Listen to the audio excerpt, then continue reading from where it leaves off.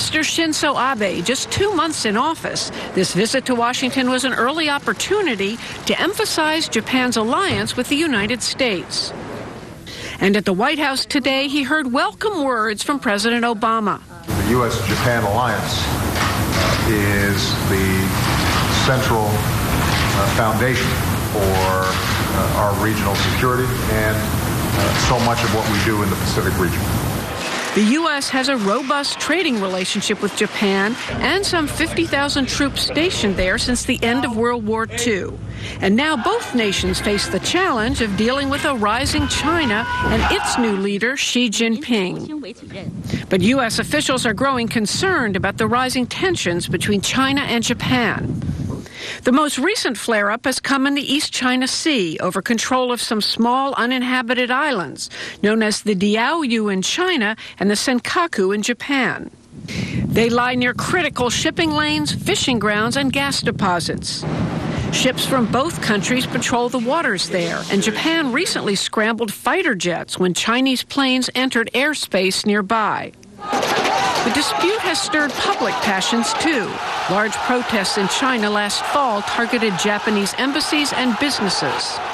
In a Washington Post interview before this trip, Abe said China's communist rulers are using the dispute to shore up domestic support. He warned they will, quote, not be able to change the rules or take away somebody's territorial water or territory by coercion or intimidation. In Beijing today, China's foreign ministry spokesman rejected those comments. China conducts normal maritime activities according to our domestic and international law. There is nothing to object to on that. Japan must have a hidden agenda by hyping up a China threat, misleading international opinion, and purposely creating regional tension.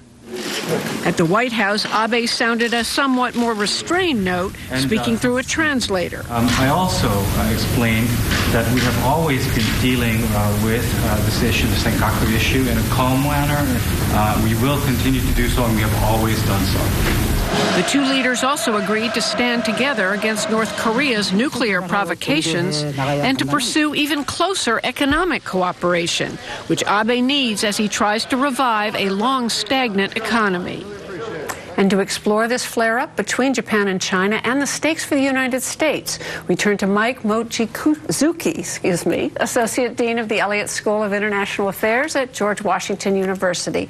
His upcoming book is The New Strategic Triangle, the U.S.-Japan Alliance and the Rise of China. And welcome back to the program. Thank you. So first of all, how serious is this escalation of tensions between China and Japan, these two neighbors? Well, it is serious, but it's not like the two sides are on the verge of having some kind of shooting war over these uninhabited islands. But every week there's been a ratcheting up of the tensions. China has been escalating its patrols near these disputed islands, and the Japanese are resisting. And so the real danger is that there will be some unintentional accident, a collision, that then could lead to a loss of life, and then that could really fuel a nationalistic backlash in China and really lead to tensions. And then this could draw in the United States into an unwanted conflict. Are you saying that it could happen then through miscalculation rather than deliberate intent on the part of either country? Yes, through miscalculation or accident. I mean, it's very unfortunate that now you have fighter jets coming close, and then also almost on a daily basis there are face-offs between the Japan Coast Guard and various marine surveillance vessels from China. Now, so far, it's good that the Chinese Navy and the Japanese Navy are really far apart. But even recently, there have been reports that a Chinese naval ship had locked in a fire control radar, and this was seen as a very aggressive act by the Japanese. So what is driving this? Well, at its root. Right. Well, I think there are a couple of things. One is the power transition that's going on in the region. Japan used to be the most powerful economy in the region, but China has grown. A lot of it is due to the help that Japan has given it. But now China feels that its day has returned. And in fact, it's surpassed Japan just in economic.